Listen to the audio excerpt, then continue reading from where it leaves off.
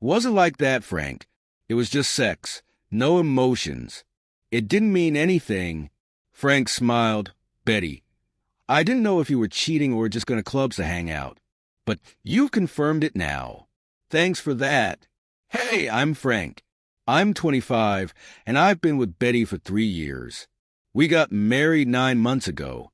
If you'd asked me a week ago how things were going, I'd have said pretty damn good, trust, respect, and all the stuff a relationship should be built on. That's what I thought we had when we first got together. It felt easy. Betty is this bright, lively person who can make friends with anyone. I like that about her. She has this close-knit group of girlfriends she's been tight with since college. Honestly, her friends are great, fun, loud, and always joking around. They tease me too, calling me Frank the Tang, because I can hold my own at a party. Betty would laugh and say they're harmless, just a little wild sometimes, but all in good fun. I didn't mind. They weren't my crowd, but I wasn't the jealous or overbearing type. She needed her space, and I respected that. They keep me sane, she once said. I need that girl time to vent about how annoying you are. I teased. What? You tell them I'm too good-looking to handle. She'd roll her eyes. Sure, Frank, let's go with that. These monthly trips of theirs. They've been a thing since we started dating. It wasn't a big deal. Betty would let me know ahead of time, like, hey, the girls are planning a weekend away. You okay with that? And I'd always say yes. Why wouldn't I? Just don't forget to bring me back something, I'd joke. Chocolate fudge. She'd ask, obviously. We had a simple rule for trips. No clubs where things get wild. Not because we didn't trust each other, but because we thought it crossed the line. It's not controlling, she said when we first talked about it. It's just about boundaries. Exactly, I agreed. I wouldn't want you doing something that makes me uncomfortable, and vice versa. That was the deal, easy, or so I thought. Last week, she brought up another trip. Frank, she said, walking into the living room. The girls are planning a weekend at Lakeview again. I glanced up from my laptop. Lakeview? Didn't you just go there a couple of months ago? Yeah, but it's close and everyone likes it. Plus, it's just 2 nights. You'll barely notice I'm gone. I laughed. Barely notice? Who's going to remind me to eat vegetables if you're not here? She grinned. I'll leave a list. Besides, you love having the house to yourself. Admit it. All right, fine, I said, throwing my hands up. Go have fun. Just don't forget the fudge deal. She leaned in for a quick kiss. You're the best. I trusted her. I didn't even think twice about it. Why would I? We'd been together for years. She'd never given me a reason to doubt her. Sure, her friends were a little wilder than her, but Betty wasn't that type. At least, that's what I thought. Looking back, I realize now I didn't ask enough questions. Not that I'm the kind of guy who interrogates his wife, but maybe I should have been more observant. Her friends had this way of talking in half-jokes, like they were always in on some big secret. At parties, they'd huddle together, whispering and laughing, then burst out into fits of giggles. What are you guys plotting now? I'd ask, pretending to be suspicious. Nothing, they'd say in unison, trying not to laugh. Betty would wave me off. Ignore them. They're just being ridiculous. Mischief makers, all of you, I'd say, raising an eyebrow. She'd smirk. Relax. We're angels. Mostly always felt like a throwaway line, a joke that didn't mean anything. At least, that's how I took it. But hindsight's funny, isn't it? It shows up late, taps you on the shoulder and says, hey, remember that thing you didn't pay attention to? Yeah, about that. But at the time, everything seemed normal. Betty was my person, and I trusted her. Isn't that what a good relationship is supposed to be about? Trust, understanding, and the freedom to be yourselves without constantly worrying about what the other person is doing? So when she packed her bags for this trip, I didn't think twice. I kissed her goodbye, told her to have fun, and went back to my usual routine. But now, thinking about it, Maybe I was a little too trusting. Maybe I should have paid more attention to those little moments. The jokes, the whispers, the mostly that I always brushed off. But that's the thing about trust. You don't question it until you have a reason to. And up until now, I didn't. Or at least, I didn't think I did. I'm not proud of what I've done, but I can't say I regret it either. Those trips, they were my escape. My chance to be someone other than Frank's wife. As long as Frank didn't find out, what was the harm? I was sitting on the couch, scrolling through social media, just trying to unwind, doing the usual mindless scroll.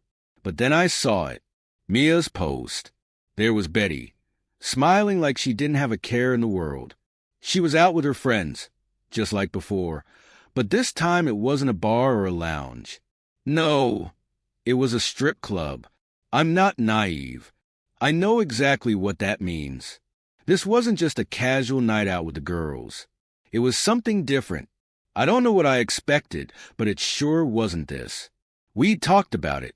There were rules, agreements. No clubs.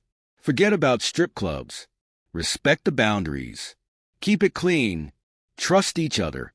But there she was, carefree in a place we both agreed was off limits. It hit me like a punch to the stomach. At first, I didn't even know how to react. I wasn't angry. Well, maybe I was a little, but not in the way you'd think. It was more disbelief. I couldn't believe what I was actually seeing. I stared at that picture for way too long, trying to make sense of it all. It wasn't even just a strip club. It was everything. She was out there living it up while I was the idiot sitting at home. The worst part was, I knew I couldn't just ignore it. It wasn't even about the club. It was about the trust. That was the part that hurt the most. We'd built our relationship on honesty. We agreed we'd keep it real with each other. But she didn't keep it real with me, did she?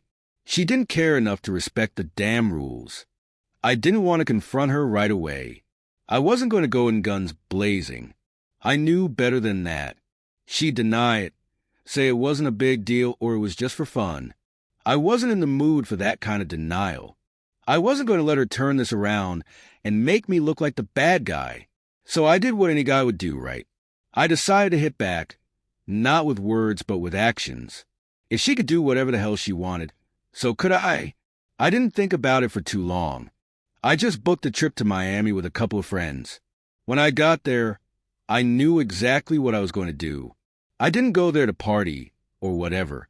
I went there to make a point.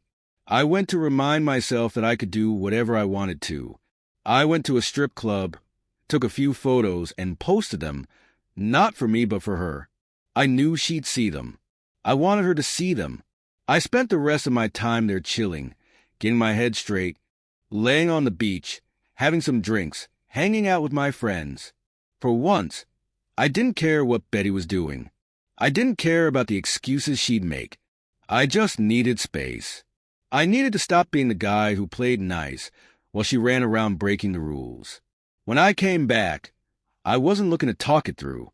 I wasn't interested in hearing her explanation or some smooth lines she'd feed me. I knew she'd have something to say, but I wasn't about to fall for it. I was done with the games, done pretending everything was fine when it wasn't. I didn't expect it. I hadn't seen Frank all day. When I checked my phone, my heart nearly stopped. There it was, his post, a strip club, a picture of him looking all too casual with a drink in hand. I couldn't believe it. I stared at the screen, feeling my chest tighten. What was he doing? Did he know? Was he trying to get back at me? I didn't know, but I sure as hell wasn't going to sit here and let him make me feel like I was in the wrong. When he finally came home, I was already waiting for him, pacing around. As soon as he walked through the door, I could feel the tension between us, thick as a brick wall. I didn't even let him speak before I snapped. What the hell, Frank? A strip club? Seriously? He wasn't flustered, not one bit. He just looked at me, calm as could be. You think this is about the strip club? He asked, his eyes cold. Let me be clear, Betty. This isn't about the strip club. It's about you. It's about the lies. The trips you've been taking without me. My stomach dropped. I was speechless for a second. I thought I'd cover my tracks. He knew somehow, but I couldn't deny it anymore. "You're a hypocrite," Frank said, his voice steady. "You cheat, and then want to accuse me of crossing boundaries? You've been doing it for months, and acting like an angel." I tried to defend myself, but my words sounded weak, even to my own ears. "It wasn't like that, Frank. It was just sex. No emotions. It didn't mean anything." Frank smiled, a cold smile. "Betty, I didn't know if you were cheating or just going to clubs to hang out, but you've confirmed it now. Thanks for that." His words hit harder than I expected. I couldn't even look him in the eyes anymore. It felt like all the excuses I'd been making for myself were gone.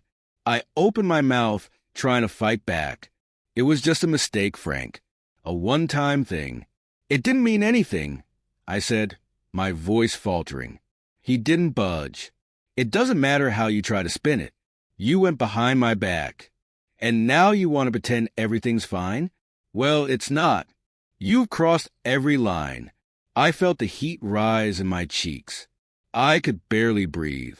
Everything I tried to deny, all the justifications I'd told myself, it was all laid bare, and Frank wasn't having any of it. His voice cut through the silence like a knife. "No, Betty, this is it. I had total trust in you, and you've made a fool out of me. I'm done." I was in shock. "Wait, so that's it? You're just going to throw everything away?"